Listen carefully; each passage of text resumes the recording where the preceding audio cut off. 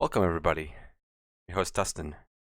Today, we're doing a full movie review, not an essential picks, not an interview. I know our movie reviews this year have been kind of sparse and in between. We've been doing a lot more interviews and a lot more just highlights in a couple films for our ScreamBox essential picks. This year, been trying things out a little differently, especially with everything, and trying to see what works the best on the show. Is it the interviews, movie reviews? The ScreamBox essential picks is a little bit of everything, and I've kind of discovered that the other two, the ScreamBox and the interviews, have been doing really, really well, and the movie reviews have been kind of drifting down a little bit. I don't know if it's just because there's so many other podcasts out there covering the same movies, talking about the same things. So I like to go and highlight movies when I come across them to do a full movie review, whether with me or with Dean or another host. And I like to try to pick these special ones that I really want to talk about and do a little bit of a deep dive in and try to keep up with current events and whatnot. Not just things that are playing in theaters, but also in the streaming world and everything like that. So today, the movie that we are going to be talking about is one that really blew me away because of how ridiculous it is. And also the runtime. I looked at the runtime, I was like, sometimes when movies are going 2 hours plus, it can be a little dry. It can be a little like, okay, are we going to cut to the chase now? What's going to be happening? This film, you are buckled up the entire time, and you might go through a couple crashes, and you're still buckled up until the very end when things start really happening. You are unbuckled, and you got flung right out the windshield, man. You're in it. You are in it. So today, the film that we're talking about is, of course, a movie on ScreamBox that got released onto the platform a couple days ago called Project Wolf Hunting. And this movie is for the gorehounds. This is a foreign film. It's bonkers. It is nonstop roller coaster. And it's so entertaining because of how over the top some things can be and how super duper fun the film is, and seeing all these characters that you get quickly introduced to kind of get thrown into the blender. It's so crazy. So to start us off, I'll read the synopsis. I'll go over Rotten Tomatoes and see if there's any information on there that I can find and add to it. So we have follows dangerous criminals on a cargo ship who are transported from the Philippines to South Korea as they unleash a sinister force after an escape attempt leads to a riot. And I feel like that synopsis really highlights what it is. It's very short. Sometimes IMDb can be hit or miss, but that nails it right on the head. So let's see if there's a score on IMDb. It has a 6.1 out of 10. That's pretty good. I don't know if this is going to have the release date. Sometimes I have to go over to Rotten Tomatoes. So why don't we do that? Let's go over Rotten Tomatoes. The release was 2022. Has anything below? Sometimes is. Nope, it was released to theaters October 7th, 20. Very limited. Is a foreign film directed by Kim Hong-sung, and it is so good. It's also written by him. The runtime is 2 hours. Score, it is certified fresh, and it deserves it. It's an 88%. It's only got 49 reviews on it, so that's pretty damn good. And for the audience score is a 69% with 50 plus rating. I imagine this is going to go up now that it's on ScreamBox.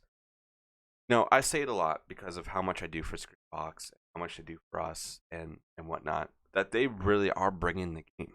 They have been adding so many great films, foreign, local, old titles that people may have not have heard of. Like the last episode I did for ScreamBox Essential Picks, I put in Falls. And I never heard of the film. It was from 2007, and it's really good. It holds up really, really well. It has a little bit of that early 2000s tropes in there, with camera wise and whatnot. But with this film being modern, it being foreign, and it not holding any punches back, and that's one thing that I have been realizing so much from all the foreign, Korean, Vietnamese, and Japan um, films that have been brought on to not even just like Screenbox, but also on Shudder and other streaming services that I have seen, is how ridiculously batshit the storytelling is, and the cinematography, the effects can be, and just how much they put into their cinema. I don't want to say over here in the West, in America, that we don't put a lot into our cinema. This is something so different when it comes to foreign films. And I said this on the last episode, that there's something that we just can't tap into for some reason. They have this way of filmmaking. I don't know whether it be how their crews are, or how the mentality is on set, or what they're expecting people to do, or if it's just because their writing and how they do things isn't really put to a format. Here, if you put a movie and you want it to be a big hit and you want to put it through Hollywood, there's a fucking format you got to go through. You got to do all these things. You got to hit every single fucking bullet note that they want. And if you don't hit those things, they're not going to make your film unless you go independent. And I will say, the independent scene has been going pretty brutal. Been going very, very brutal here in America, and even overseas, UK and stuff like that. So it's such an awesome time to be a fan of horror or a fan of cinema in general, because of the amount of indie movies making it to theaters and going to streaming services and finding a life, finding a community, and a place for it to grow is amazing. You don't see this really happening on like these other big streaming services. You got like Netflix, who's like canning so many films, so many shows. You got even Hulu, I think, has been doing that. They've been canning a lot of things. And now we got the writer's strike going on, and that's rightfully so. They need to get more for their work. They need them to be looked at differently, and not just for something to be handed in. I've been reading a lot of things on the internet of people who have had shows that were submitted, but these streaming services don't want to put it out because they're afraid that it's not going to pull enough numbers. I say fuck that. I'm so done with numbers, man. I think as a society, and also as a movie goer and somebody who does a podcast, I don't give a fuck how many eyes are on your film. I really, really don't. If I like it, I will review it. If you send me a film and you're an indie filmmaker, you have something on YouTube and you send it to me, and if I really enjoy it, and if I have the time to do it, I'm going to review it. I will make sure that I'll take time to review it. And this is why I love ScreamBox so much. It's because they are giving so many of these great films, these great filmmakers, indie filmmakers, foreign filmmakers, local filmmakers, wherever it may be. You could be anywhere in the fucking world. You have a home in ScreamBox. And they just keep upping the amount of titles they put on their platform a month. And they're still the cheapest platform out there.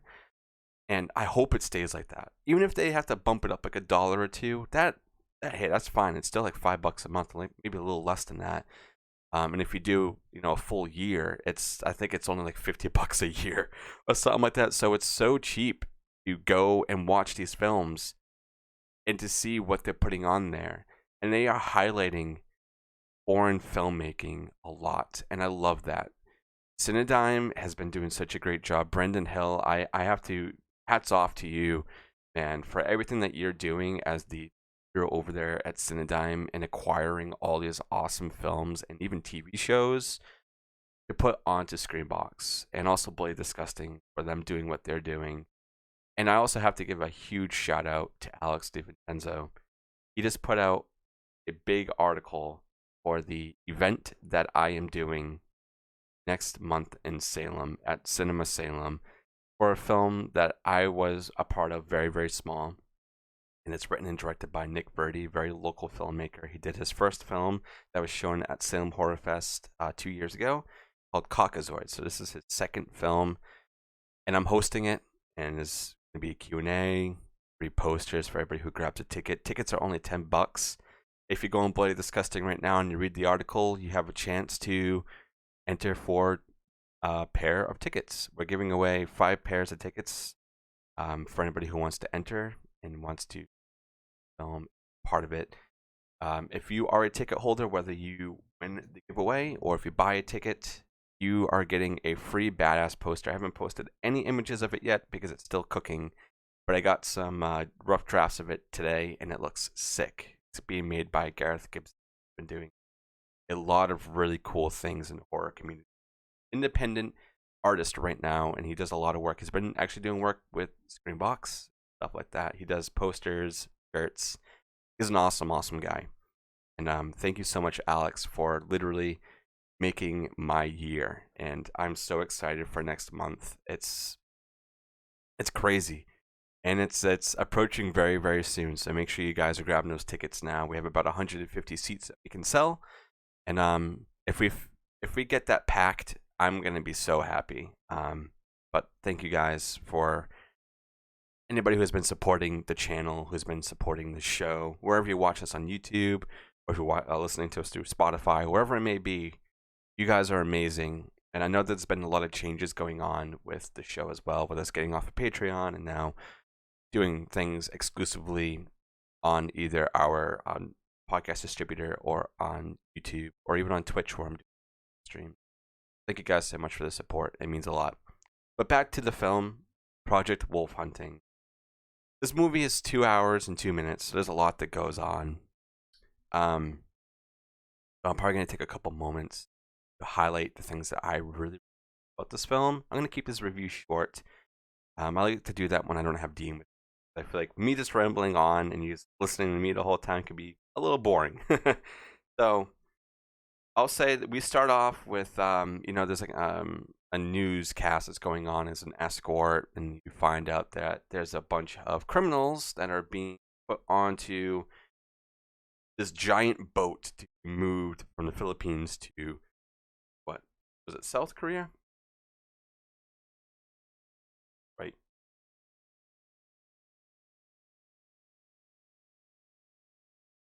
Yeah. So they're going there. And they get aboard here, and then there's another group of cops or agents over there that pretty much hijack what's called Frontier Titan. It's a big ass ship and you see all these characters. They all get locked up in this area, this holding cell, and then we get introduced to a doctor and a nurse. You hear earlier that they couldn't get the doctor that they wanted, so there's this one guy who was calling around at local doctors and trying to get him. So they found this guy. He gets on there, and then we start to find out that this doctor is a little sketchy, going down, and he meets these 2 individuals that are in the basement of the ship, and then you see this guy, this lifeless guy who looks dead, hooked up to a machine, who is on a breathing tube. And then they're giving him instructions to essentially sedate this guy. He needs to be sedated, blah, blah, blah, blah. And then a lot of crazy things start to happen. There's one of the inmates, he has a lockpick. Spits it up and unlocks it. And then all hell fucking breaks loose. So one of the scenes that I really, really enjoyed is the one when they all break out and start killing everybody. And then you find out there's a group of individuals that are on the ship that were essentially, I guess, hired and or friends of some of these inmates. You start to realize that these inmates also know each other. They are in this tight-knit group, essentially. Find out that some people are murderers, some people stole shit, some people killed like their husband and then like their in-laws and like all these crazy, crazy things. So they all break out, and then they meet up with the folks that they either have hired or knew, and they have to take over the main deck. destroy all of the relays and any communicators and satellite. It goes back to the main base where the guys took over. And then they can't find the ship. So the ship is supposed to be going from one point to the next point, and halfway through that, they get cut off from all communications, and you find out that there is a satellite phone at the very bottom of the ship in the basement. So they go, the remaining people, they go and find this satellite phone, and they find out that the group that had broken out have destroyed it. And then, about an hour into this film, because there's a lot of stuff that happens leading up, like there's a bunch of people being killed, a lot of people being converted, chases going on, and then a lot of like background stories that happen. I'm not going to go into too much detail because there's a lot to talk about in this film. But from, I want to say, the 15-minute mark to the very end of this film, there is blood, guts, arms, heads, everything, like all over the place in this ship, dude. It is ridiculous. It is so fun to watch. Sometimes I like to delve into the gore realm of horror and just enjoy a splatterfest, because this is exactly what it is. There's a lot of bodies, a huge body count. If Dead Meat does an episode on this one, good luck, dude. Seriously, good fucking luck. But yeah, they essentially meet up in the basement of where this satellite phone would be. They meet there and they have a confrontation, and then you hear something has awakened, because I guess where they were storing a lot of these bodies, the blood was dripping down, and it kind of got into this guy that was, I was saying, lifeless. And we don't really see exactly how he came back to life. I don't know if it was the blood. I was thinking the blood was like touching him and it gave him his strength back or something, because he's been sedated. He comes back, and this guy is a beast. Like, when he's walking, the floor is loud as hell. You can tell how heavy this guy is and how strong he is, and he's also got like a tattoo that you can see that he was probably part of some sort of project, which I would imagine is what the movie is called, Project Wolf Hunting. You don't really get a lot of information on this project other than how this guy was made. You never really hear them say Project Wolf Hunting, only at the very beginning when somebody is flipping through some files and it's Project Wolf Hunting on it. So it's pretty crazy.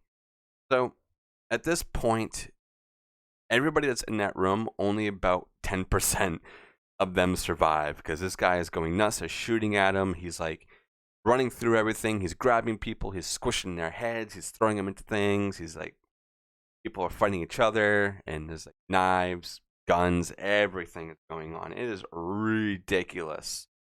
And then it turns into a game of cat and mouse, where this guy is essentially finding everybody and killing all of them, especially if they're going after each other. But there is this one guy who stands out. The main bad dude, who you think is going to last to the end, he kind of bites the dust. And he gets it. He gets fucking crushed with a sledgehammer. Spoiler alert. There's a lot of spoilers in here, but I'm going to try not to say too many. He gets crushed with a sledgehammer. That's so glorious. It is so glorious. But there's this one guy, I want to call him the Thug, because everybody essentially calls him that he's a thug. And then he has like this weird connection to something that happened to him in the past, but also to this other guy that's killing everybody. So it turns into a game of cat and mouse. You see people you haven't seen in a while get killed. This guy is killing them. Let me go through my notes. I'm not missing it. Too crazy.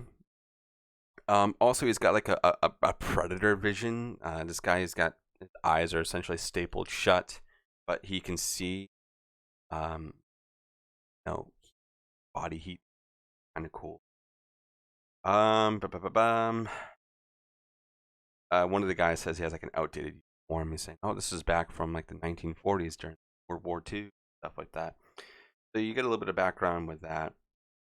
And then we get to the point where there's a couple of guys who are trying to get to lifeboat escape because they see everything that's going on.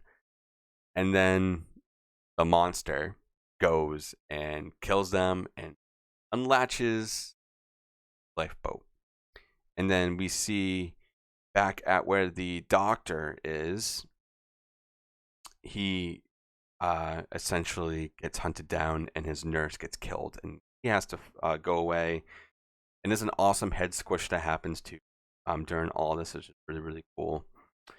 Another thing I want to touch on is that the music in this film is actually pretty good, even though it's very cinematic. It seems very stock, but the way that it's used is so good, and it really gets you in the mood of seeing people get ripped apart and killed. It's really, really, really cool. So then we get a little bit of the background of the monster after they all have to go down to the basement. You get more information from the folks that were watching this guy who essentially hired the doctor, because the doctor goes and talks about, oh, he essentially took this job because he can make a lot of money by just sedating the guy that's now killing everybody every 6 hours. He was supposed to be heavily sedated. That way this wouldn't happen, and then it happened. So he was again, it was really good money. And then they go back and talk about, well, we don't talk about what we see back in 1943. The guy who's killing everybody is on the table. There's a bunch of doctors and a bunch of soldiers, and like, oh, okay, we sedated him. He's great. He's dead. Well, he's not dead, but he's out, right? And then the monitor starts going off and wakens and kills everybody. So cool. Like, the body count in here has to be like 100 plus. I'm not even kidding. It has to be like 100 bodies plus. Then we jump to another main guy who I was rooting for the whole time. He's the lead detective on the boat.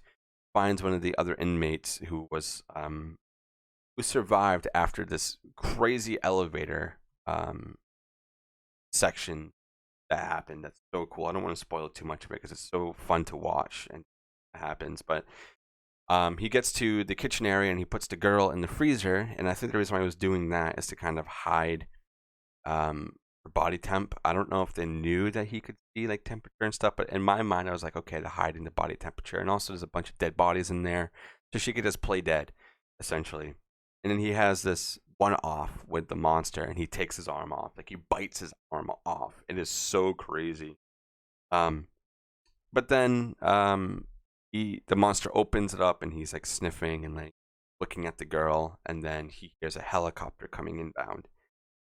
Then the girl leaves and goes to where the folks from the helicopter came off, which was some of the guys back from the main base that they took over. And then they kill her because he says that she's talking too much and that there's no monster aboard and blah, blah, blah, blah.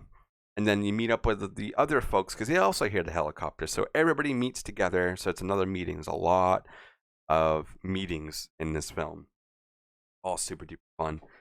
And then the other detective, the girl detective, was another person I was rooting for to survive this whole thing, gets killed. So everybody that you pretty much are like, oh yeah, this person's gonna make it, they may not make it. So don't hold on to anybody too long because they will not last that long, I promise.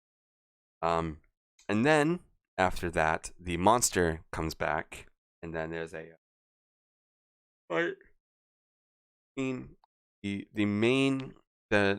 main guy who is running this whole thing, and then you got the thug, and then you got the monster, and apparently these three guys were all part of the same project at different points in their life. So then you have a giant monster bash essentially of normal dudes being killed and arms ripped off and smacked about and legs being chopped off and shit. And then it goes down to the real main bad guy takes out the monster. Then we're left with him and the thug. And then we see a little bit of background of the thug, that he was brutally injured, essentially dead. And then there was a raid that happened that the main bad guy was a part of, and they brought these guys back. And they directed a lot of these guys to, I want to say, Project Wolf Hunting, and to see who would survive and most of them didn't go to, like, I guess this body farm where there's a bunch of pigs and shit, and they dump all the dead bodies there because I guess the pigs will the dead people. I don't know if I've seen a lot of films of pigs eating dead bodies, but that's pretty cool. And then the thug awakens, kills these guys, and then the rest is history. And then you find out that he had a wife and a child. You get flashbacks of the main guy essentially doing something to that child. And then we have the final fight that's between those two. Jump off the water, jump into the water, and there's a giant stab that happens. And then we find out that the kid of the thug is still alive. That the thug won. It's a very, very quick, brief overview of this film. Very fun. There's a lot of scenes in here that everybody needs to go and check out. I love this film. I'm gonna watch it again, even though it's very long. But I want to see some of these people get ripped apart again. I really, really do. And as always, thank you so much for always listening to the show and supporting us. And there's going to be a lot more live events that are going to be happening throughout the year. I'm just waiting to get this one solidified and not, I don't want to say over with, but I want it to happen to see what the turnout's like and to see what I can do next. And maybe we'll do something else with Nick. We can maybe show his first film or whatever it may be. There's a lot of cool things happening this year, not just for me, but for Dean as well. He's moving into the US with his hot sauces. His US site is almost done, guys. So anybody in the US who's itching to try some of his sauces, his site will be up in, I think, less than a month. What he's telling me. So I'm super excited. We're going to be having some merch made for the show too. We have some t-shirts made that Gareth is also going to be designing for us, and I'm super excited for it. Just a huge thanks to everybody. Alex, Bloody Disgusting, ScreamBox, our listeners, anybody who follows us on the socials. Y'all rock, seriously. And I never really thought that I would be able to do something in my life that would be huge. You know, I know to some people it may not seem big. Oh, yeah, you got an article written in Bloody Disgusting. Oh, yeah, you have a podcast. Oh, you're doing a live event. A lot of people do those. Yeah, but where I am from and just how I grew up and seeing that there's been a lot of attempts to do things to be big. Like my dad, he owns his own business and he's had a lot of things in the news locally for his business. And he does things with cars, so it's very competitive, you know. And the podcast community is very, I want to say it's competitive, but it's also so embracing and so loving because everybody supports each other. But to be able to do live events, do things with local filmmakers, to have a write-up in Bloody Disgusting, do things for a streaming service I love is amazing. And I couldn't do any of this without everybody who's listening.